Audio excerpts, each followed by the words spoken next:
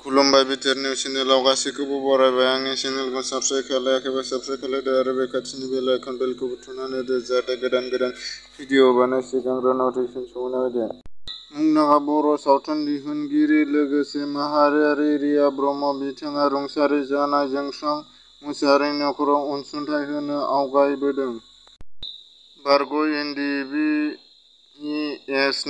दैदेनगिरि जि. बिदाया पुलिसजों नंखायै एनकाउन्टार खालामजानाय जोंसां मुसाहारिनि नखराव खौरां लाफैदों। जोंसां मुसाहारि आरो जनक कुमार ब्रह्मखौ नंखाय दायआव एनकाउन्टार खालामनायनि सायाव मोनब्रै जिल्लायाव दुलाराय बर' फरायसा आफादआ गोख्रों सोमावसारदों। बावैसो सिगां नंखाय इउ.एल.बि. मुङै एनकाउन्टारजों जिउ फोजोबजानाय जनक कुमार ब्रह्मनि बिदाय सनजिब कुमार ब्रह्मनो मैया बिटिआर सरकारनिफ्राय साख्रि थिसनथाइ बिलाइ गथायबाय। मख'जाथाव दि जोंसां मुसाहारिनि नखरा जोंसार मुसाहारिनि सारादुनि उनाव साख्रिखौ थिसनलाइ बिलाइखौ आजावगोन होननानै फोरमायदों। लोगोसे बिटिआर सरकारनिफ्राय 1 लाख राङै सारादुनि थाखाय गंनै नखरनो अनसुंथाइ गथायगोन। क'क्राझार जिल्लानि दुलाराय बर' फरायसा आफादआ जोंसां मुसाहारि आरो जनक ब्रह्म बिथांमोननि फेक एनकाउन्टार खालामनायनि सायाव गोख्रों धर्ना नायबिजिरनाय नागिरनानै खुद्रिसारदों। सानै एनकाउन्टार जानाय सुबुंनि सायाव मैया नायबिजिरनायनि थाखाय क'क्राझार जिल्ला बेंगिरिनिफ्राय बिथोन होनाय जाबाय। जेराव बिथांमोना जोंसां औवारी आरो बिक्रम ब्रह्म बिथांमोना फेक एनकाउन्टार खालामनायनि सायाव गोख्रों नायबिजिरनाय नांगौ आरो दायनिगिरिफोरखौ साजा होनांगौ।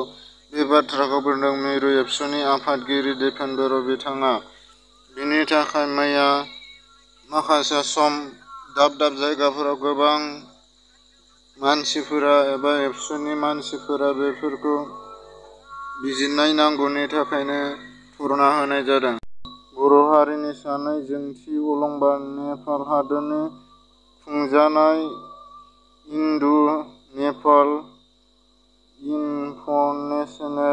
इन्टारनेशनेल कम्पिटिशन 2020-21 आव सनानि मेडेल देरहानो हानाय अनिन्दिता बसुमतारी आरो नमिला केलकातारि धेमाजि जिल्ला एबिडब्लिउडब्लिउएफ आ बरायदों। अनिन्दिता बसुमतारीया क्लास आव गेलेनाय आरो नमिला केलकातारिया 100 मिटार खारनायाव सनानि मेडेल देरहानो हादों। रायखांनो गोनां दि अनिन्दिता बसुमतारीया धेमाजि जिल्लानि सिलाफोथार हालामाव थानाय ज्य'तिनगर गामि आरो नमिता केलकातारिया गेजेर जरनाय हालामाव थानाय दंखलक'टनि थागिबि। सोरखारनि हेफाजाब गैयालासेनो इन्दि एम्फौ लाथा फिसिनानै साथाम आइजोआ लाख रां खामायनो हादों।